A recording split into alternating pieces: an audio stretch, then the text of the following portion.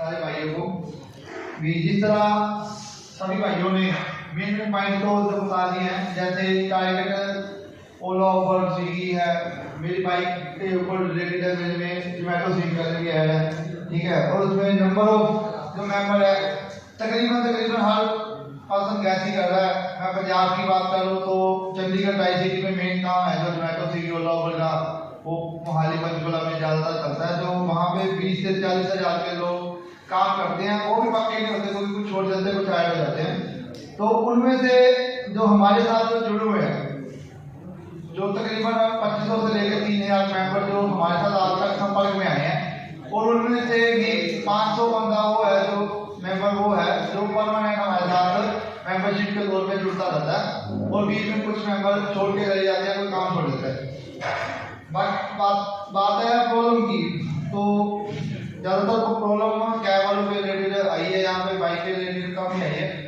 तो मैं उसमें थोड़ा सा बताना चाहूँगा। जैसे जोमेटो में स्विगी में ना सभी राइडर को रेट कार्ड का बहुत इशू होता है, तो वो बड़ी प्रॉब्लम रही है। उनकी आईडी डीएक्टिवेट हो जाती है, कई बार कस्टमर कंप्लेंट कर देता है तो एकदम से आईडी डीएक्टिवेट हो जाती है। कई बार कस्टमर ऑर्डर लेके बोल देता मुझे ऑर्डर नहीं मिला, ऐसे फ्रॉड के इशू भी आते हैं।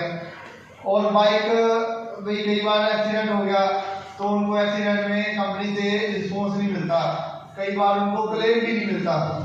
और इसके अलावा जो अली भाजी ने बोला था बाइक टैक्सी के चलान के बारे में, तो ये बहुत बड़ा इशू है बाइक टैक्सी के चलान का, जो हमने चंडीगढ़ में हल भी किया है। थोड़ा सा मैं अली भाई को बता दूंगा, जो उन्होंने बताया था बात भी, इन्होंने कहा कि बाइक टैक्सी लीगल नहीं है, तो उसके बारे में बताना चाहूँगा। पर उससे पहले जो अचीवमेंट करी वो बता के और विद प्रूफ आपको बताऊंगा।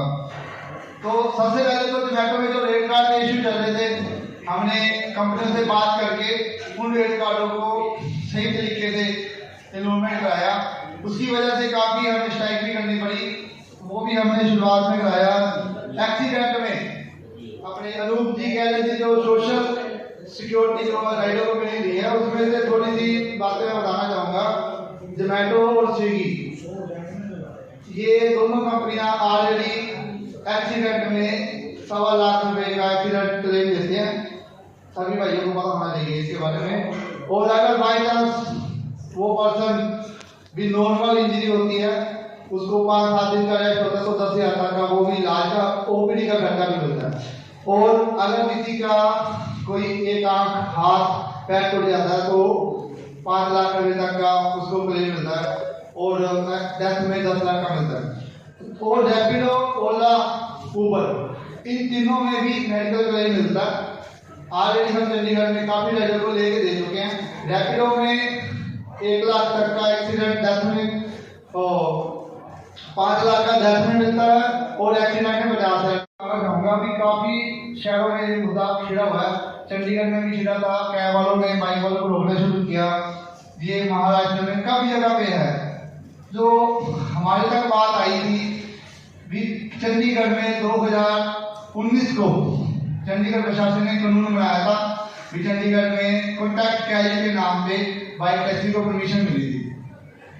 और पंजाब में ऑलरेडी बाइक टैक्सी अलाउ है, हरियाणा में भी बाइक टैक्सी अलाउ है, उसके अलावा कलकत्ता में भी शायद बाइक टैक्सी अलाउ है, और कई जगह पे नहीं है, तो वो उसकी पॉलिसी नहीं है। सेंट्रल गवर्नमेंट ने बाइक टैक्सी को काम करने के लिए 2020 में जो गाइडलाइन एग्रीकल्चर की गाइडलाइन आई है, आप पढ़ सकते हो, उसमें बाइक टैक्सी एथेनॉल और इलेक्ट्रॉनिक 2% पे बाइक टैक्सी को काम करने की परमिशन दी हुई है।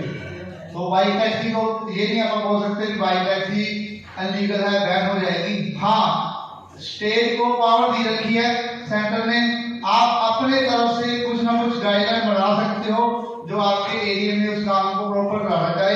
अगर आप गाइडलाइन नहीं बनाते हो तो स्टेट की जो सेंटर की जो गाइडलाइन बनी है उसके तहत आप ई बाइक को, और जो एथेनॉल और मेथनॉल से चलने वाली बाइकें हैं उनको आप बाइक टैक्सी में यूज कर सकते हो। इसके लिए मेरे पास पूरा पीडीएफ पड़ा है। 18 अक्टूबर 2018 को केंद्र सरकार की तरफ से मोटर एग्रीगेटर गाइडलाइन जारी हुई है, और 2020 की जो मोटर एग्रीगेटर की जो गाइडलाइन है, शर्तें हैं, उसमें इसके बारे में भी जिक्र है, कॉलम नंबर 6। और इसी वजह से चंडीगढ़ के होम सेक्रेटरी, उनके आरटीओ, उनको सब हमने दिखा के वहाँ के चलान बंद करवाए हैं और कम से कम काफी ड्राइवरों के चलान हमने कोर्ट में जाके उनके हाफ रेट में छुड़वा के उनका भी सोल्यूशन करवाया। ये हमारी सबसे बड़ी अचीवमेंट है।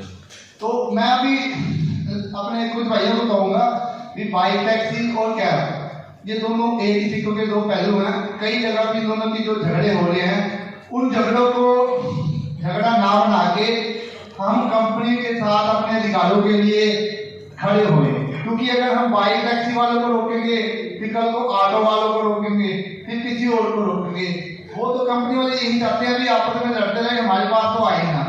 तो हमारा मुद्दा ये होना चाहिए कि हम पहले अपने सोशल सिक्योरिटी और दूसरी बात अपने रेट कार्ड जो हमारी इनकम है उसको सिक्योर करें। अब हमारा लास्ट टारगेट है जो इनड्राइव है। आपको पता होगा सारी कंपनियां क्लेम दे दी हैं, एक सिर्फ इनड्राइव कंपनी ऐसी है जो ना तो रेट सही दे दिया, ना वो किसी राइडर को मेडिकल क्लेम दे दिया और उसका किसी भी राइडर के ऊपर कोई जवाबदारी नहीं है। तो नेक्स्ट हमारा जो प्रोसेस है जो उसके अगेंस्ट हम इनड्राइव के अगेंस्ट प्रोटेस्ट करने जा रहे हैं। उसमें वो सभी राइडर को सबसे पहले मेडिकल क्लेम की सुविधाएं दिलवानी हमारा जो प्रेफरेंस होगा। यही हमारे अचीवमेंट। धन्यवाद।